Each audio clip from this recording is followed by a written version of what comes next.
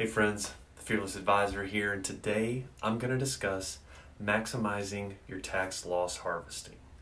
Now, creating a well-diversified portfolio is the foundation of growing wealth, but there's an aspect that may help increase your overall return, and it isn't just an investment strategy.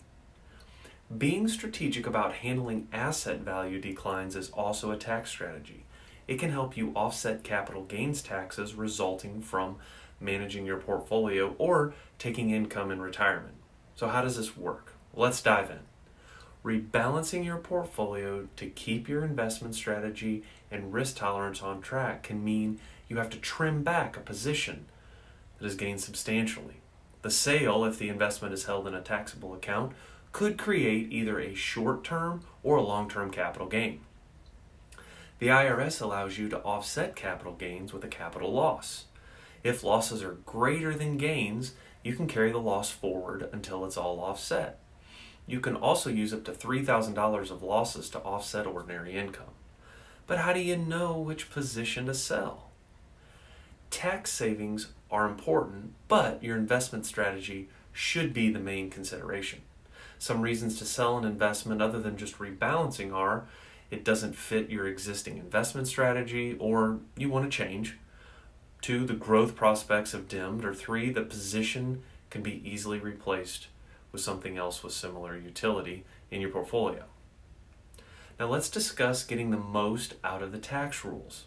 The IRS has created a hierarchy for how losses can be used to offset gains. First, they have to be used against the same type of gain. So short-term losses offset short-term gains, and long-term losses offset long-term gains.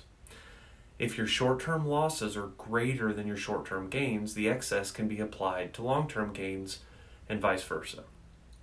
Next, if you are selling a position that you acquired over time at different costs, look at the cost basis and maximize your tax benefits by selling the highest cost basis shares.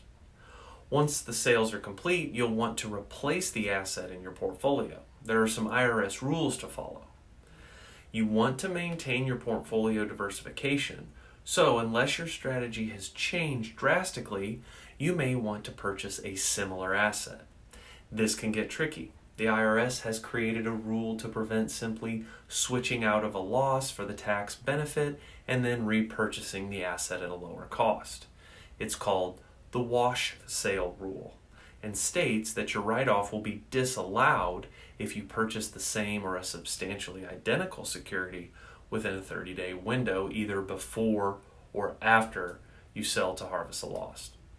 This is usually efficiently manageable, but you have an employee stock purchase plan with a specified purchase date, or if you hold company stock that has a vesting date, you'll need to be extra careful and aware of your dates.